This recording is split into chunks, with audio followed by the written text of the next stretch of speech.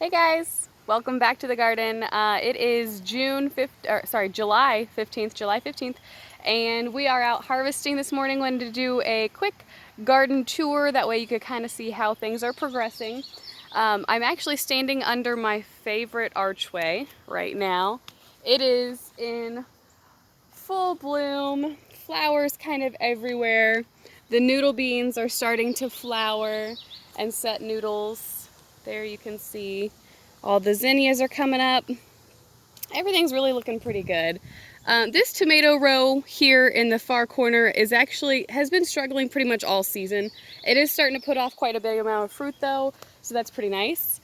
We've got our, this is pumpkins. Start from the tomatoes and they go all the way over to that fence line. This is probably a good 40 foot from where the pumpkins first start to where they're done. They're actually creeping outside the fence. As you can see there, we've got some pretty monster sized pumpkins already. They are turning orange, even still setting new fruit, which is really cool. Good to see a lot of little bee butts in those flowers. We always love that. The borage is definitely gone to seed and actually coming back to reflower, which is fun. Some of our little watermelons, that's a sugar baby. It actually crawled through the fencing, but we've got some baby watermelons over in this patch. You can see quite a few of those. Peppers are looking really good. The corn over here is a blue popcorn. That one is the only corn that we have so far that is not tasseling. So tasseling is the tassels are the male flowers rather, and then the corn ears are the female flowers. Yep. That's some of our sweet corn over there. You can see those tassels on top. We've been giving them a little shake because we do have pretty small corn patches. So we want to make sure that we're getting them properly pollinated. This is the watermelon patch. This one's probably a good 16 feet for the patch. And as you can see, the watermelons here are coming all the way out into the walkway. I'm wrapping them around the arches just so we can still have a clear path to go in there and pick and get our tomatoes. Everything there is looking good. This is actually a very tall sunflower right in the middle. I don't know if you can right there. That's a tall sunflower that's coming up kind of in the middle of that patch, so that'll be interesting. This row of cucumbers is doing really well. What do you think, Asher? Wow. Some of the tomatoes are not really doing well this year. Other tomatoes are doing really good though, right? Yep. Yeah. Let me show you. Okay. Hold on, let's show them the cantaloupe on the way. Where do you see the cantaloupes over here? Well, I found this cantaloupe. Okay, don't twist it. We don't want it to fall off. We will be tying... This cantaloupe under Yeah. is a little snubby. There's about 4 good-sized fruits. We're gonna have to tie them up pretty quick, actually. And a cantaloupe here and a cantaloupe there. Yeah, there's a lot of cantaloupes down that Food archway. for everyone. Food for everyone. Let's talk about this corn. The top of that greenhouse, the peak of that greenhouse right there is, I would say between 12 and 14 feet. The sides are like 8, so probably that's 12 feet tall. The corn is taller than the greenhouse, so that's really cool. And you can see it is fully tasseling. We've been doing some shaking there too. When you shake your corn to get good pollination, you want it to land on the silks. That way the silks can pollinate the ears. That's just the way that corn kind of pollinates and then grows.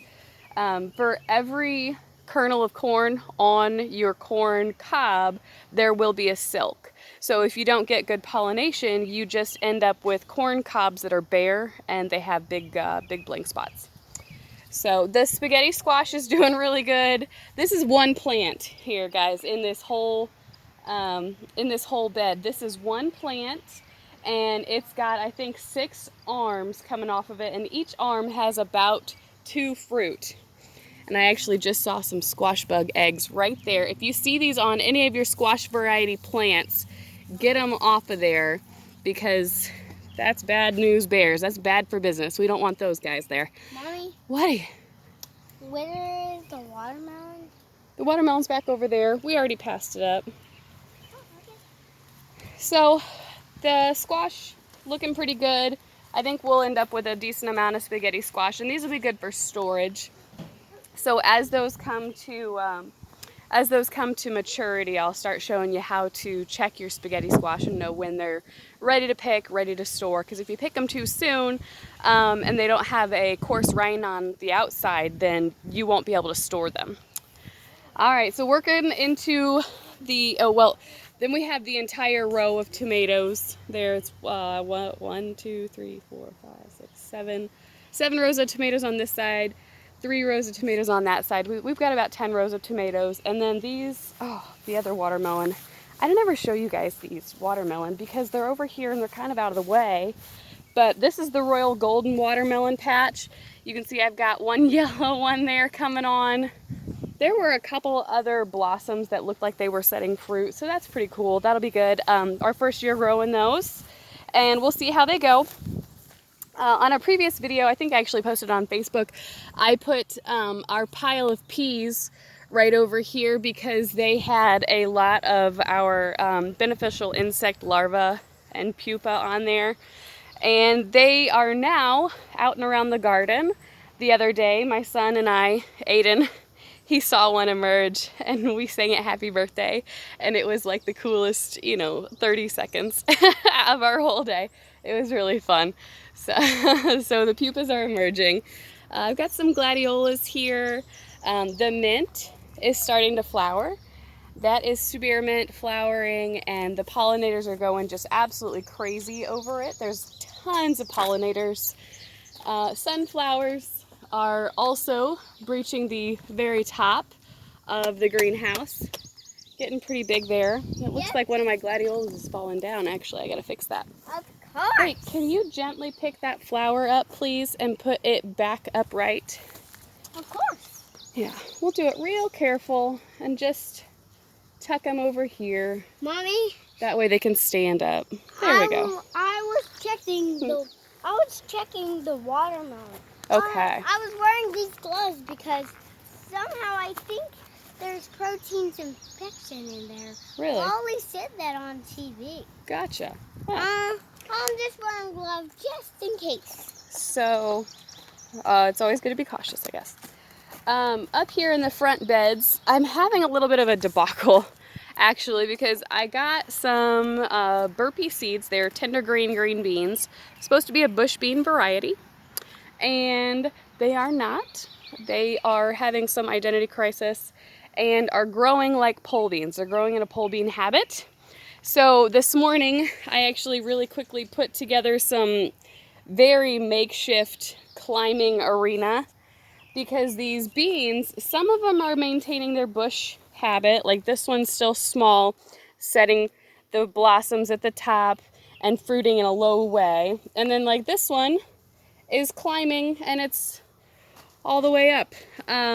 So I planted them in such a way that I was expecting bush beans. I did not have them planted in a way that would be very suitable for climbing crops. So I had to do some makeshift trellising this morning.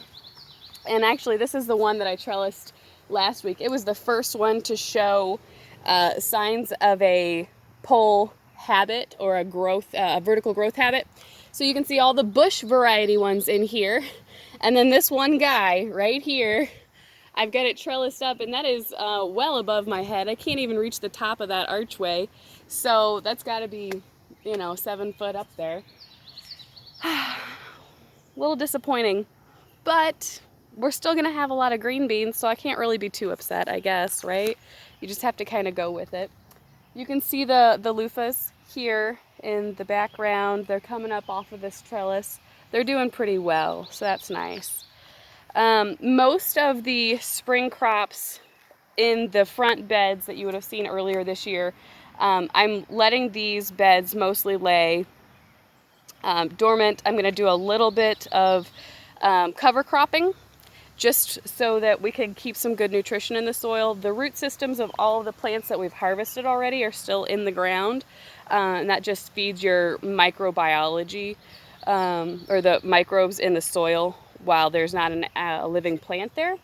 But these will all be replanted here actually within a couple of weeks with the fall crops that we have started inside. The ones that are going to flower, I'm collecting seeds from. Some of it, I intentionally planted this area with some late summer flowers. That way we would have really good pollinator feed in here and be working in the production side of the garden. So not a huge update, but everything is in full swing. We've been pickling about 3 days a week. I've got so many tomatoes already for canning that I'm gonna have to make a canner load of them pretty soon. But everything's going good. Couple little hiccups. We're expecting more rain, and it's always a jungle after that. So have a great day, guys. See ya.